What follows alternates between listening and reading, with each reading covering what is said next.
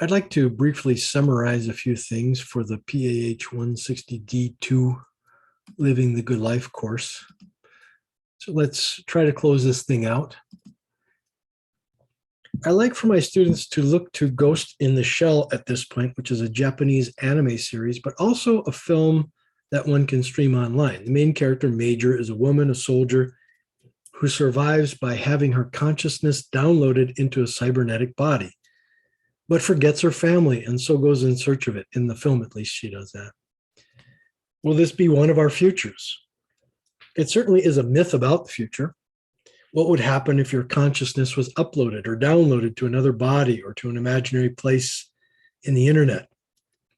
The Amazon series Upload is an explanation of this with comedic undertones.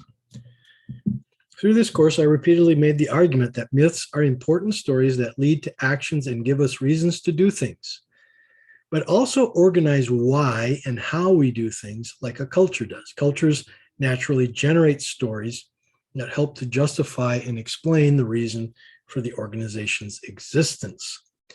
The myth of the founder is a common such mythic story. Ray Kroc with McDonald's, Steve Jobs with Apple, Bill Gates with Microsoft, all have founder stories that take on mythic proportions. And we find them in our popular films, in our comic book universes. Talking about myths here. You'll find a full hero's journey in the first 45 minutes of the original Iron Man film. Get the film and watch the excerpts here and follow the questions. Our lives, just as Tony Stark's, consist of a series of hero's journeys. Each one is a test. Sometimes we're winners, as Tony in most of these films. Sometimes we're the villains, like Tony in Civil War and Age of Ultron. And sometimes we're the mentor helpers, like Tony in the Marvel Spider-Man films. And we have many different journeys, like this, simple, or like this, very general, or like this one, with a lot of detail and counterclockwise. But the mystery is still you yourself. And we may or may not be makers of gods, but we all are creators of our own story. How was your PAH 160D Living the Good Life story? How would you tell that story of learning? Is it a hero's journey? Probably, at least I hope so. What does it really mean to live a good life, after all?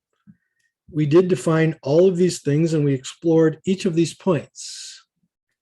While I have not provided much in the way of direction or included a lot of my own personal conclusions, I wonder where you are on your own journey of learning.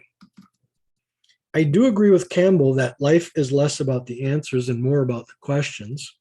Most questions of college-age students are around what I am becoming, what is my profession.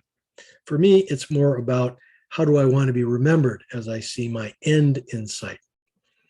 And where do you look for your answers to your questions? To nature?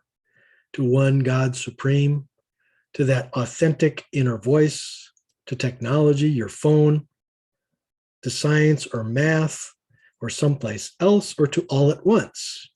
And again, what are the next questions not answered about living the good life that have yet to be asked? All I know is that these stories are yours to tell. They haven't been written yet. They will probably be written to unite a people in a time and space where it is necessary. And once again, I recommend you use it for good. Good luck. And remember that if you don't like your story, change it. Tell it differently and never let someone else tell it unless it makes you into a hero, in which case you might just go with it.